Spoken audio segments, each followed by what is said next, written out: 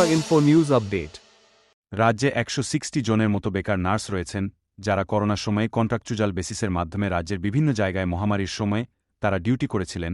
তৎকালীন সময়ে দপ্তর এবং রাজ্যের মুখ্যমন্ত্রীর দ্বারা তাদেরকে আশ্বস্ত করা হয়েছিল তাদেরকে দপ্তর নিয়োগ করবে এবং নিয়োগের ক্ষেত্রে তাদেরকেই বেশি প্রায়োরিটি দেওয়া হবে। কিন্তু 2021 থেকে আজ পর্যন্ত তাদের এই নিয়োগ প্রক্রিয়া নিয়ে কোনো রকম হেলদুল বলে তাদের অভিযোগ। বেকার নার্সদের আজ স্বাস্থ্য দপ্তরের অধিকর্তার নিকট এই গোটা বিষয় নিয়ে ডেপুটেশন দিতে আসেন তারা। তবে দফতরের অধিকর্তার নিকট তাদেরকে আশ্বস্ত করা হয়েছে তাদের গোটা বিষয়টা তারা লিখিত আকারে দপ্তরে জমা করতে এবং দপ্তর সেই বিষয়ে তাদেরকে নিশ্চয়ই প্রায়োরিটি দেবে এবং যা যা করণীয় দপ্তর তা করবে বলে তাদেরকে আশ্বস্ত করেন। পরবর্তী সময়ে তারা আধিকারিকের সাথে দেখা করার পর সংবাদ মাধ্যমের মুখোমুখি হয়ে গোটা বিষয়টি তুলে ধরেন এবং তারাও দফতরের আধিকারিকের আশাতে আশ্বস্ত হয়েছেন। আপনারা সকলে জানেন, যখন সারা দেশ লকডাউনে পড়ে রয়েছে, তখন মানুষের জীবন বাজি নিয়ে সবাই যার যার ঘরে পুরো তালাবন্দি, তখন আমরা স্বাস্থ্য দপ্তরের অধীনে যে সকল বেকার স্টাফ নার্সরা ছিলাম, আমরা সবাই আমাদের জীবন বাজি রেখে আমরা তখন রোগীদের প্রাণ বাঁচিয়েছি। তখন আমাদের সরকার থেকে আশ্বস্ত করা হয়েছিল যে আমাদের যারা বেকার নার্সরা আছি, যারা জীবন বাজি রেখে ডিউটি করেছি, আমাদের একটা পার্মানেন্ট সলিউশন দেবেন। এবং তার মধ্যে আমাদের যারা এখন স্টাফ নার্সরা আছে, অনেকে আপনার বাইরে কোথাও চলে গেছে, কোথাও কোনো নার্সিংহোমে জব করছে, কেউ আছে বেকার, দূর থেকে ভাড়া থেকে এখানে বেকার বসে আছে। তো আমরা এর আগে মাননীয় স্বাস্থ্যমন্ত্রী তথা রাজ্যের মুখ্যমন্ত্রী ওনার কাছে আমরা 2-3 বার চিঠি দিই আমরা ওনার সাথে দেখা করার জন্য। মানে আমরা কোনো রকম আন্দোলন চাই না, কিন্তু আন্দোলন করে কোনো সমস্যার সমাধান হয় না। আমরা বর্তমান যে রাজ্য সরকার চলছে উন্নয়নমুখী সরকারের পক্ষে, আমরা চাই সরকার যেন মানবিক দিক দেখে আমাদের যারা নার্সরা আছি, আজকে ডেটে আপনারা দেখছেন নার্স নিয়োগ হচ্ছে, সুপার স্পেশালিটি হসপিটাল হবে মাননীয় মুখ্যমন্ত্রী মহোদয় বলেছেন, এবং 322 জনের একটা ফাইল তৈরি হয়েছে। আমরা সবাই চাই ওই ফাইলের মধ্যে আমাদের যে স্পেশাল কোটা যে নামগুলি আছে, আমাদের নামগুলি এখানে ঢুকানো হোক।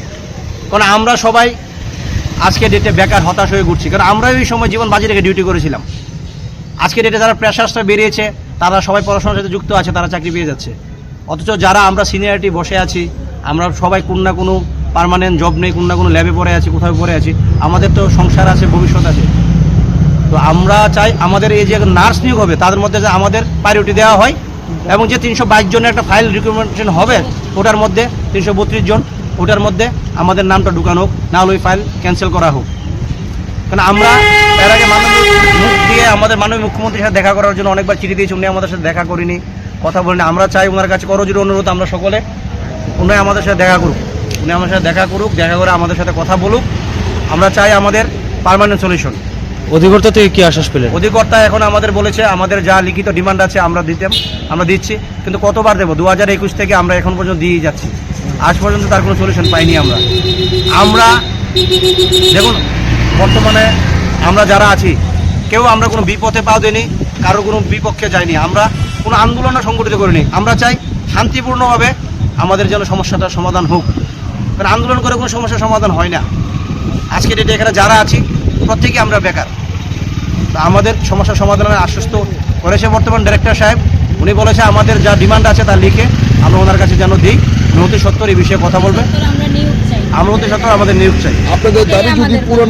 কিছুক্ষণ আগে কোভিড প্যান্ডেমিক পিরিয়ডে নার্সিং অফিসারে যারা বিভিন্ন হাসপাতালে, বিভিন্ন কোভিড কেয়ার সেন্টারে যারা কাজ করছে, তাদের মধ্যে অনেকে বিভিন্নভাবে সরকারি ইয়েতে তারা অ্যাবজর্ব হয়েছে। যেই পার্টটা যারা সরকারি কোনো কিছুতে টিল ডেট অ্যাবজর্পশন যারা পায়নি, তারা কয়েকজন আমাদের কাছে আসছে। তো তারারে আমরা যেটা দপ্তরের তরফ থেকে করা হয়েছে যে তারা যা ডকুমেন্টস আছে তারা যাতে জমা দেয় আজকের দিনে। টোটাল তারা কজনে মোটামুটি 160 জনের মতো হয়তো বা। তো তারারে এটাই আশ্বস্ত করা হয়েছে যে তারা যাতে সব কাগজপত্র অ্যাকর্ডিংলি জমা দেয়। অফিসিয়াল প্রসিডিউর যা যা আছে আমরা দপ্তর থেকে করা হইব। আপনার নলেজে কি তাদের জন্য আগে আপনার নলেজে ছিল যে এরকম লোক আছে যে তারা করে গেছে? না, এটা তো বেসিক্যালি এটা তো মানে নার্সিং অফিসার যারা তো কন্টিনিউয়াস প্রসেস, তারা পাশ করে বাড়িটাছে বিভিন্নভাবে তারারে মানে দপ্তর নিয়োগ প্রক্রিয়ার মাধ্যমে নিয়োগ করাও হইতেছে। কোনোটা কন্ট্রাকচুয়াল বেসিসে, কাউরে রেগুলার বেসিসে। এখন যারা আইছে ওনারা কোনোখানে নিয়োগ ওনারা পাইছে না, যার লিগে ওনারা আইছে। তো অ্যাকর্ডিংলি ওনারা করা হয়েছে যে তারা অ্যাপ্লিকেশন যাতে জমা দেয় আর আমরা অফিসিয়াল করেসপন্ডেন্ট যা যা লাগে ইন ফেভার অফ দেম আমরা সব কিছুই করবো। To Tripura Info and press the bell icon so that you never miss any latest updates and news on Tripura.